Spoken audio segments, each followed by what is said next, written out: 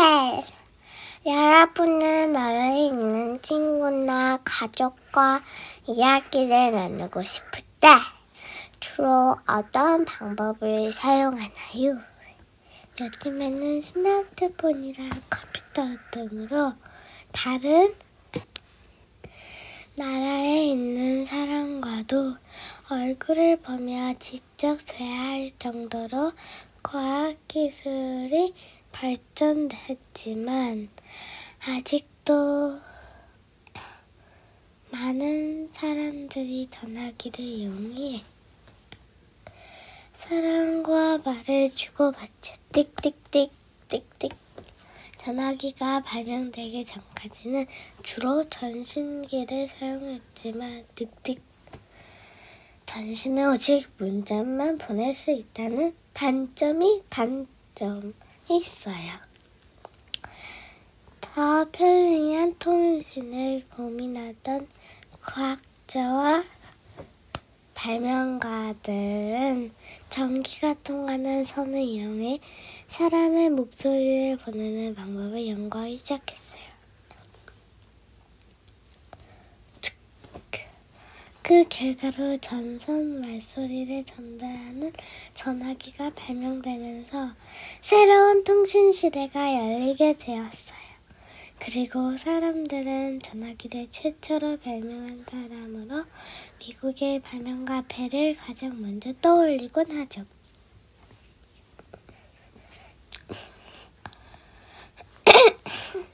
벨이 전화기를 발명하기 전까지 소리와 언어에 대한 그의 관심이 큰 역할을 했어요. 벨의 할아버지는 말을 잘하는 옹변수를 가르치는 사람으로 꽤 유명했어요. 벨의 아버지는 사람의 말소리를 연구하는 학자로 소리를 듣지 못하는 청각장애인을 위해 말소리 대신 말하는 사람의 입술과 혀의 모양이나 움직임을 보고 발음을 배우는 시화법을 최초로 만든 사람이기도 해요. 이와 같은 집안에서 자란 벨 역시 청각장애 학생들에게 말하는 방법을 가르치고 나중에는 직접 청각장애인 학교를 세우기도 했죠. 그리고 이때부터 전기를 이용해 말소리를 전하는 방법에 대해 연구하기 시작했어요.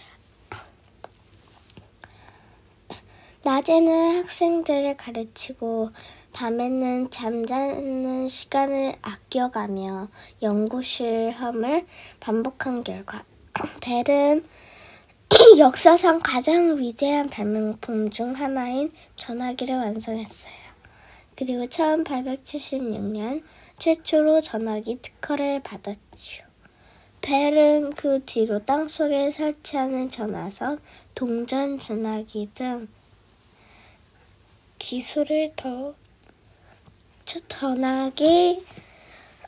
전화 기술을 더욱 발전시켰어요. 벨이 전화기를 발명한 지 10년이 지나자 미국에서 약 15만 명의 사람들이 집과 사무실에 전화기를 두고 편리하게 사용했어요. 1922년 벨이 75세 나이로 세상을 떠난 날 미국 곳곳에서 전화 사용을 1분간 중단하며 1분 그의 죽음을 슬퍼했다고 해요.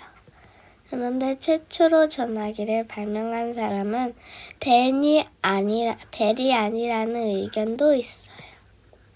이탈리아의 과학자 안토니오 무치와 미국의 발명가 엘리샤 그레이는 자신들이 벨보다 먼저 전환기를 발명했다고 주장하며 벨과 몇 년 동안 법적인 다툼을 벌이기도 했지요. 그리고 벨이 전화기 특허를 받은 지 약 120년이 지난 2002년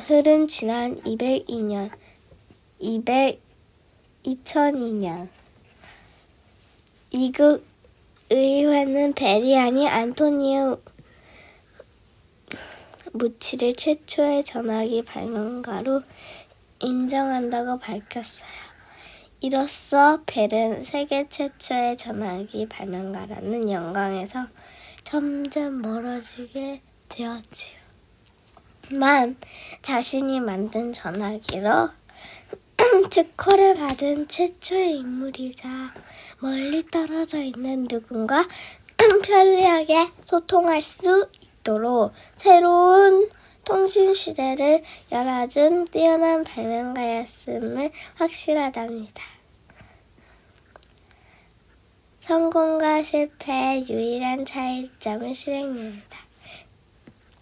아하! 그렇군요! 벨의 이름을 딴 소리의 단위 데시벨. 소리의 세기를 나타내는 단위는 데시벨이다. 이때 데시는 10분의 1을 의미하는 말이며 벨은 전화기 발명가 벨의 이름에서 따온 것이다. 사람이 귀로 들을 수 있는 가장 작은 소리를 0데시벨로 정하고 이보다 10배씩 소리가 커질 때마다 10데시벨씩 증가한다고 보면 된다.